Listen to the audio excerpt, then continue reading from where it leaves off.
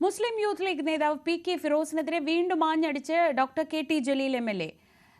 തടഞ്ഞില്ലെങ്കിൽ ലീഗിനെയും യൂത്ത് ലീഗിനെയും ഫിറോസ് വിറ്റ് കാശാക്കും. യുഎഇയിലെ ജോബ് വിസയും തട്ടിപ്പാണ്. തെരഞ്ഞെടുപ്പിന് 2 മാസം മുൻപ് വിസ ഫിറോസ് ക്യാൻസലാക്കും. കഴിഞ്ഞ തെരഞ്ഞെടുപ്പിന് മുൻപ് ചെയ്തതും അതാണ്. കേരള സർക്കാരിനെയും യുഎഇ സർക്കാരിനെയും ഫിറോസ് ഒരുപോലെ കബളിപ്പിക്കുകയാണെന്നും ജലീൽ പറഞ്ഞു. ഇത്തവണ നാമനിർദ്ദേശ പത്രികയിൽ അഭിഭാഷകൻ എന്ന് ഫിറോസ് എഴുതിയത് ബാർ കൗൺസിൽ അന്വേഷിക്കണം. News 18 Q18 doctor K T. ജലീലിന്റെ പ്രതികരണം. കെ.ടി. ജലീലിനെ പോലെ ഇത്രയും മുതിർന്ന രാഷ്ട്രീയ പ്രവർത്തകൻ താരതമ്യേന ജൂനിയർ ആയിട്ടുള്ള പി.കെ. ഫിറോസിനെതിരെ നിരന്തരം ആരോപണങ്ങൾ നടത്തിക്കൊണ്ടേയിരിക്കുകയും ഇതൊരു രാഷ്ട്രീയമായിട്ടുള്ള ഒരു നിലപാടിനപ്പുറത്ത് ഒരു വ്യക്തിപരമായ ഒരു പോരാട്ടം എന്ന രീതിയിലേക്ക് ഫിറോസിന്റെ മറുപടി വരിക, വീണ്ടും താങ്കളുടെ മറുപടി വരിക, അങ്ങനെ അത് ആ ഒരു തലത്തിലേക്ക് ഇത് പോകുന്നുണ്ടോ? ഒരു കുറുവാ സംഘത്തിൽ അംഗമായിട്ടുള്ളയാൾ മുസ്ലിം ലീഗ് പോലെയുള്ള ഒരു പാർട്ടിയുടെ നേതൃപദവിയിലൊക്കെ വന്നാലുണ്ടാകുന്ന ഭവിഷ്യത്ത് എന്തായിരിക്കും? ആ പാർട്ടിയെ തന്നെ വിൽക്കില്ലേ? സെയിൽസ് മാനേജർ എന്നുള്ള തസ്തികയിലാണ് അദ്ദേഹം ജോലി ചെയ്യുന്നത്. അദ്ദേഹം ഇങ്ങനെയാണെങ്കിൽ യൂത്ത് ലീഗിനെയും മുസ്ലിം ലീഗിനെയും ഒക്കെ വിൽക്കാൻ വരെ തയ്യാറാകുമല്ലോ. മുസ്ലിം ലീഗിൽ മറ്റേത് രാഷ്ട്രീയ നേതാവാണ് ഇത്തരം ഒരു സംവിധാനം ഉപയോഗിക്കുന്നത്? ഈ ജോബ് വിസയുള്ള എത്ര ആളുകൾ മുസ്ലിം ലീഗിൻ്റെ നേതൃത്വത്തിലുണ്ട്? തെരഞ്ഞെടുപ്പ് നാമനിർദ്ദേശ പത്രികയിൽ സത്യവാങ്മൂലമായി തൻ്റെ ഇൻകം എത്രയാണ് എന്ന് ഫിറോസ് രേഖപ്പെടുത്തിയിട്ടുണ്ട്. 47 ലക്ഷത്തോളം രൂപ സാമ്പത്തിക ബാധ്യതയുള്ളയാളാണ് താനെന്ന് 2021 പറഞ്ഞയാളാണ് ശ്രീ ഫിറോസ്. ആ ഫിറോസ് 3-4 വർഷം കഴിയുമ്പോഴേക്ക് അതിസമ്പന്നനായിട്ട് മാറുക എന്ന മായാജാലമാണ് സത്യത്തിൽ ഇവിടെ നടക്കുന്നത്. ഇപ്പോൾ അദ്ദേഹത്തിൻ്റെ പുതിയ വിസയുടെ കാര്യം, ജോബ് വിസ എന്നാണ് അവസാനിക്കുന്നത്? നിങ്ങൾ ആ ഡേറ്റ് നോക്കിയോ? അത് 3-ാം മാസം മാർച്ച് ലാസ്റ്റോട് കൂടിയിട്ട് അത് അവസാനിക്കുന്നു. കാരണം ഇവിടെ നിയമസഭാ തെരഞ്ഞെടുപ്പിന് വരാൻ വേണ്ടി പോകുന്നത് ഏപ്രിൽ മെയ് മാസങ്ങളിലാണ്. അപ്പോൾ ഏപ്രിൽ മെയ് മാസത്തിൽ അദ്ദേഹത്തിന് എന്തുണ്ടാവില്ല? ജോബ് വിസ ഉണ്ടാവില്ല. 2020 ഡിസംബർ 31 അദ്ദേഹത്തിൻ്റെ ജോബ് വിസ തീർന്നു. 2021 ഏപ്രിൽ മാസത്തിൽ, മാർച്ച് ഏപ്രിൽ മാസത്തിലാണല്ലോ തെരഞ്ഞെടുപ്പ് വരുന്നത്. അപ്പോൾ തെരഞ്ഞെടുപ്പ് നാമനിർദ്ദേശ പത്രികയിൽ മറ്റു വല്ല ജോലിയും ഉണ്ടോ എന്ന് ചോദിച്ചാൽ പ്രൊഫഷൻ എന്നുള്ള കോളത്തിൽ അദ്ദേഹം എഴുതിയത് ലോയർ എന്നാണ്. ഈ പ്രാവശ്യം അദ്ദേഹം എന്തെഴുതുമെന്ന് പറയാൻ പറ്റില്ല. കാരണം ഒരു ലോയർ ആയിക്കൊണ്ട് ഇങ്ങനെ വേറൊരു ജോലി അദ്ദേഹത്തിന് വഹിക്കാൻ കഴിയില്ല, ഒരു ശമ്പളക്കാരനാകാൻ സാധിക്കില്ല എന്നാണ് ബാർ കൗൺസിലിൻ്റെ നിയമങ്ങൾ പറയുന്നത്. അപ്പോൾ സ്വാഭാവികമായിട്ടും ബാർ കൗൺസിൽ ഇക്കാര്യത്തിൽ ഇടപെടുമെന്ന് തന്നെയാണ് ഞാൻ പ്രതീക്ഷിക്കുന്നത്. അപർണ കുറുപ്പുമായി നടത്തിയ Q18 അഭിമുഖത്തിലായിരുന്നു പി.കെ. ഫിറോസിനെതിരെ രൂക്ഷമായ ആരോപണങ്ങളുമായി വീണ്ടും കെ.ടി. ജലീൽ രംഗത്തെത്തിയത്. അപർണ തന്നെ വിശദാംശങ്ങളുമായി ചേരുന്നു. അപർണ, ഇത്തവണ കുറച്ചുകൂടി കടുപ്പിക്കുകയാണ്. സംസ്ഥാന സർക്കാരിനെയും യുഎഇ സർക്കാരിനെയും ഒരുപോലെ പറ്റിക്കുന്നു ഫിറോസ്. വരാൻ പോകുന്നത് എന്ത് എന്നൊക്കെ പറയുന്നുണ്ട്. എന്താണ് ജലീൽ പറഞ്ഞു വെക്കുന്നത്?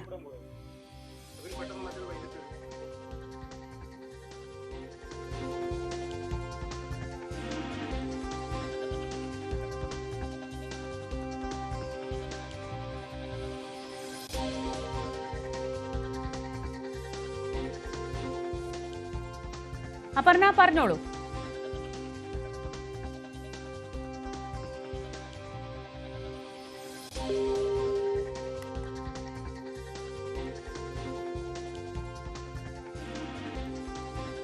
കെ.ടി. ജലീൽ അപർണയുമായി Q18 സംസാരിക്കുകയായിരുന്നു. നാമനിർദ്ദേശ പത്രികയിൽ കഴിഞ്ഞ തവണ ഫിറോസ് രേഖപ്പെടുത്തിയത് അഭിഭാഷകൻ എന്നാണ്. അത് ബാർ കൗൺസിൽ പരിശോധിക്കണം.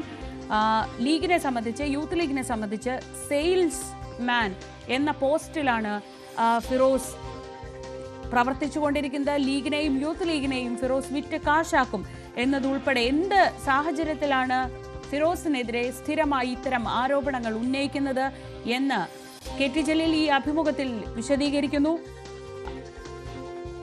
2 സർക്കാരുകളെയും പറ്റിക്കുന്ന ഫിറോസ് അടുത്ത തെരഞ്ഞെടുപ്പിന് മുൻപായി വിസ ക്യാൻസൽ ചെയ്യും എന്ന ഒരു മുന്നറിയിപ്പ് കൂടി ജലീൽ നൽകുന്നുണ്ട്. ഒരിക്കൽ കൂടി ആ കെ.ടി. ജലീലിന്റെ വാക്കുകളിലേക്ക്. കെ.ടി. ജലീലിനെ പോലെ ഇത്രയും മുതിർന്ന രാഷ്ട്രീയ പ്രവർത്തകൻ താരതമ്യേന ജൂനിയർ ആയിട്ടുള്ള PK ഫിറോസിനെതിരെ നിരന്തരം ആരോപണങ്ങൾ നടത്തിക്കൊണ്ടേയിരിക്കുകയും ഇതൊരു രാഷ്ട്രീയമായിട്ടുള്ള ഒരു നിലപാടിനപ്പുറത്ത് ഒരു വ്യക്തിപരമായ ഒരു പോരാട്ടം എന്ന രീതിയിലേക്ക് ഫിറോസിൻ്റെ മറുപടി വരിക, വീണ്ടും താങ്കളുടെ മറുപടി വരിക, അങ്ങനെ അത് ആ ഒരു തലത്തിലേക്ക് ഇത് പോകുന്നുണ്ടോ? ഒരു കുറുവാ സംഘത്തിൽ അംഗമായിട്ടുള്ളയാൾ മുസ്ലിം ലീഗ് പോലെയുള്ള ഒരു പാർട്ടിയുടെ നേതൃപദവിയിലൊക്കെ വന്നാലുണ്ടാകുന്ന ഭവിഷ്യത്ത് എന്തായിരിക്കും? ആ പാർട്ടിയെ തന്നെ വിൽക്കില്ലേ? സെയിൽസ് മാനേജർ എന്നുള്ള തസ്തികയിലാണ് അദ്ദേഹം ജോലി ചെയ്യുന്നത്. അദ്ദേഹം ഇങ്ങനെയാണെങ്കിൽ യൂത്ത് ലീഗിനെയും മുസ്ലിം ലീഗിനെയും ഒക്കെ വിൽക്കാൻ വരെ തയ്യാറാകുമല്ലോ. മുസ്ലിം ലീഗിൽ മറ്റേത് രാഷ്ട്രീയ നേതാവാണ് ഇത്തരം ഒരു സംവിധാനം ഉപയോഗിക്കുന്നത്?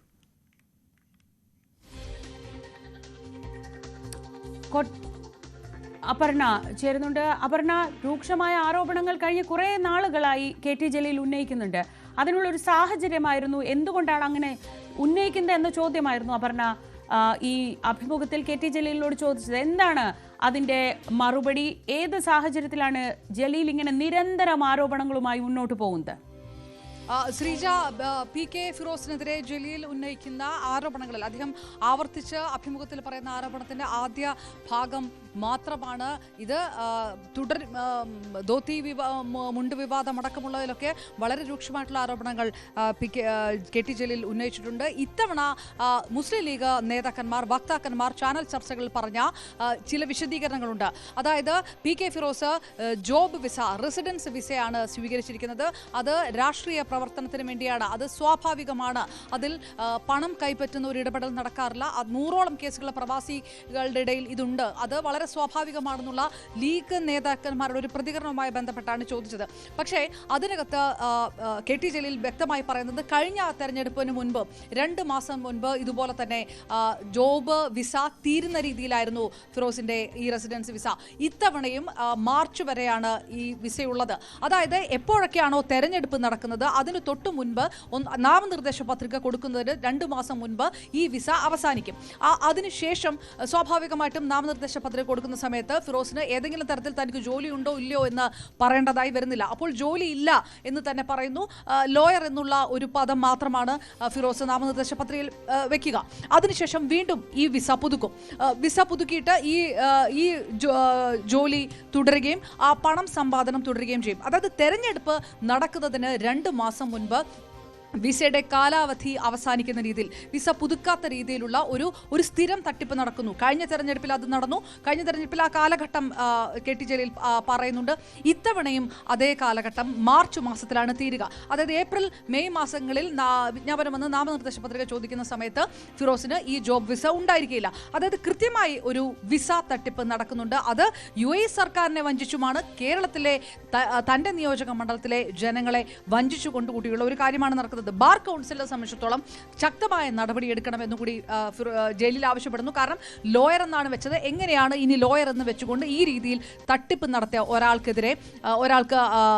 ലോയർ എന്ന് വെക്കാൻ കഴിയുക? ബാർ കൗൺസിൽ ഇതിൽ നടപടി എടുക്കണമെന്നും ആവശ്യപ്പെട്ടിട്ടുണ്ട്. ഒപ്പം തന്നെ ഇത് വളരെ സ്വാഭാവികമാണ് എന്നുള്ള മുസ്ലിം ലീഗ് വക്താക്കളുടെ നിലപാടിനെ കണ്ണടച്ചുകൊണ്ട് തന്നെ KT ജലീൽ തള്ളുന്നു. കാരണം മറ്റാർക്കെങ്കിലും ഈ തരത്തിൽ റെസിഡൻസ് വിസ ഉണ്ടോ? ഏതെങ്കിലും മുസ്ലിം ലീഗ് നേതാക്കൾക്ക് ഇത്തരത്തിൽ വിസ ഇല്ല. അപ്പോൾ താൻ മുസ്ലിം ലീഗിന്റെ യൂത്ത് ലീഗിന്റെ ജനറൽ സെക്രട്ടറി സ്ഥാനത്തിരുന്ന ആളാണ്. തനിക്ക് ശേഷവും പ്രധാനപ്പെട്ട ആൾക്കാർ ഇരുന്നിട്ടുണ്ട്. ആർക്കെങ്കിലും UAE അടക്കമുള്ള ഗൾഫ് രാജ്യങ്ങളിൽ പോയി രാഷ്ട്രീയ പ്രവർത്തനം നടത്തുന്ന ഇത്തരം ഒരു വിസ തട്ടിപ്പ് നടത്തേണ്ടി വന്നിട്ടുണ്ടോ?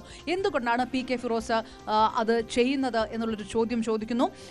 ഒപ്പം തന്നെ മുസ്ലിം ലീഗ് ഈ വിഷയത്തിനകത്ത് കൂടുതൽ പ്രതികരിക്കാൻ തയ്യാറാകുകയില്ല എന്നൊരു സൂചന KT ജലീലിന്റെ ഭാഗത്തുനിന്നുണ്ട്. സ്വാഭാവികമായിട്ടും തങ്ങൾ ഇതിനകത്ത് പറയാനുള്ളത് പറഞ്ഞു കഴിഞ്ഞു, ഇനി പറയാനുള്ളത് ഫിറോസ് തന്നെ പറയട്ടെ എന്നുള്ളൊരു നിലപാടും എടുത്തിട്ടുണ്ട്. സ്വാഭാവികമായിട്ടും ഇനി ജലീൽ ഇതുമായി ബന്ധപ്പെട്ട് ഫിറോസിനെതിരെ ഇനി ജലീൽ ഉന്നയിക്കാൻ പോകുന്ന അല്ലെങ്കിൽ ഉന്നയിക്കുന്ന ആരോപണങ്ങളിൽ നേരിട്ട് ലീഗ് നേതാക്കൾ മറുപടി പറയേണ്ട എന്നൊരു തീരുമാനം കൂടി എടുത്തിട്ടുണ്ട്. ഈ നിമിഷത്തിൽ നമ്മൾ മുസ്ലിം ലീഗ് നേതാക്കന്മാരെന്ന് അറിഞ്ഞ കാര്യം അതാണ്. അത് പ്രതികരിക്കണമെന്നുണ്ടെങ്കിൽ PK ഫിറോസ് തന്നെ പ്രതികരിക്കട്ടെ. ഈ ജോബ് വിസയുമായി ബന്ധപ്പെട്ടോ ഈ ആരോപണം ആരോപണങ്ങളിലോ ഇനി മുസ്ലിം ലീഗ് നേതാക്കളുടെ ഭാഗത്തു നിന്ന് ഏതെങ്കിലും തരത്തിലുള്ള ഒരു വിശദീകരണമോ ന്യായീകരണമോ ഉണ്ടാവുകയില്ല. ഫിറോസ് ജലീലിനോട് നേരിട്ട് മറുപടി കൊടുക്കട്ടെ എന്നൊരു തീരുമാനം കൂടി ഈ നിമിഷത്തിൽ ലീഗ് എടുത്തിട്ടുണ്ട്. സ്വാഭാവികമായിട്ടും ഈ ആരോപണങ്ങൾക്ക് ചുക്കാൻ പിടിച്ചിരിക്കുന്നത് യൂത്ത് ലീഗിനകത്തു നിന്ന് തന്നെയുള്ള ലീഗിനകത്തു നിന്ന് തന്നെയുള്ള ഒരു ടീമാണ് എന്നുള്ള ഒരു ആരോപണമുണ്ട്. അത് KT ജലീൽ തന്നെ തുറന്നു പറഞ്ഞ കാര്യം കൂടിയാണ്. അതിനുകൂടി ശക്തി പകരുന്ന രീതിയിലേക്കുള്ള ഒരു പ്രസ്താവന കൂടിയാണ് KT ജലീലിന്റെ ഭാഗത്ത് ഈ നിമിഷത്തിൽ ഉണ്ടായിരിക്കുന്നത്. ശ്രീജ. ശരി, അപർണ കുറുപ്പാണ് വിവരങ്ങൾ നൽകിയത്. രാഷ്ട്രീയ നിരീക്ഷകൻ ശ്രീ ജോർജ് പൊടിപ്പാറ ടെലിഫോൺ ലൈനിലുണ്ട്. ശ്രീ ജോർജ് പൊടിപ്പാറ, കേരളത്തിൽ വലിയ വലിയ രാഷ്ട്രീയ പ്രശ്നങ്ങളും ആരോപണ പ്രത്യാരോപണങ്ങളും ബഹളങ്ങളും ഒക്കെ ഒരു വശത്ത് നടക്കുമ്പോൾ ഇതിനിടയിൽ കഴിഞ്ഞ കുറേ നാളുകളായി KT ജലീൽ ഇങ്ങനെ നിരന്തരം PK ഫിറോസിനെതിരെ ആരോപണങ്ങൾ ഉന്നയിക്കുന്നുണ്ട്. PK ഫിറോസ് തിരികെ കുറേ ആരോപണങ്ങൾ ഉന്നയിക്കുന്നുണ്ട്. പക്ഷെ അപ്പോഴും ഒരു പ്രസക്തമായ ചോദ്യമുണ്ട്. കേരളത്തിൽ മുഴുവൻ സമയ രാഷ്ട്രീയ പ്രവർത്തനം നടത്തുന്ന ഒരാൾക്ക് എങ്ങനെയാണ് മറ്റൊരു രാജ്യത്ത് ജോബ് വിസ ഉണ്ടാവുന്നത് എന്നൊരു പ്രസക്തമായ ചോദ്യം വായുവിൽ തന്നെ നിലനിൽക്കുന്നുണ്ടല്ലോ. ഇപ്പോൾ ജലീൽ പറയുന്ന ഈ കാര്യങ്ങൾ അത് എത്രത്തോളം ബോധ്യപ്പെടുന്നതാണ്? അങ്ങ് എങ്ങനെയാണ് ഈ കാര്യങ്ങൾ മനസ്സിലാക്കുന്നത്? അപർണ ഏറ്റവും ഒടുവിൽ പറഞ്ഞു വെച്ച കാര്യം, അതായത് ഇനി പ്രതിരോധിക്കണമെങ്കിൽ ഫിറോസ് നേരിട്ട് പ്രതിരോധിക്കട്ടെ എന്ന രീതിയിൽ ലീഗ് നിൽക്കുകയാണെങ്കിൽ, ആ ആരോപണങ്ങളിൽ ലീഗിന് പ്രതിരോധിക്കാൻ താല്പര്യമില്ലെങ്കിൽ അതിനെങ്ങനെയാണ് മനസ്സിലാക്കേണ്ടത്? അതായത് ഒന്നാമത്തെ പ്രശ്നം എന്താണെന്ന് വെച്ചാൽ, ഇത് സത്യം പറഞ്ഞാൽ ഒരു വ്യക്തിവിരോധത്തിന്റെ ഭാഗമായിട്ട് നടക്കുന്ന പോലെയാണ് തോന്നുന്നത്. അതായത് KT ജലീലും PK ഫിറോസും മുൻപ് ഈ പറഞ്ഞ യൂത്ത് ലീഗിന്റെ സംസ്ഥാന ജനറൽ സെക്രട്ടറി പദം അലങ്കരിച്ചിരുന്ന ഒരാളാണ് KT ജലീൽ. പിന്നീട് അതിനകത്ത് അഭിപ്രായ വ്യത്യാസങ്ങളെ തുടർന്ന് CPM അല്ലെങ്കിൽ അദ്ദേഹം ആ പാർട്ടി വിടുന്നു. പിന്നീട് CPM സ്ഥാനാർത്ഥിയായിട്ട് മത്സരിക്കുന്നു, ജയിക്കുന്നു. ഇപ്പൊ PK ഫിറോസ് എന്ന് പറയുന്ന ആള് ഈ പറഞ്ഞ യൂത്ത് ലീഗിന്റെ അതേ പദവി വഹിക്കുന്നു. അദ്ദേഹത്തിനെതിരെ KT ജലീൽ ശക്തമായ ആരോപണങ്ങളായിട്ട് രംഗത്ത് വരുന്നു. വാസ്തവത്തിൽ ഇത് രണ്ട് പാർട്ടികൾക്കെതിരെയുള്ള ഒരു ആരോപണത്തിന് അതിന്റെ അപ്പുറത്തേക്ക് KT ജലീൽ എന്ന് പറയുന്ന വ്യക്തിയും PK ഫിറോസ് എന്ന വ്യക്തിയും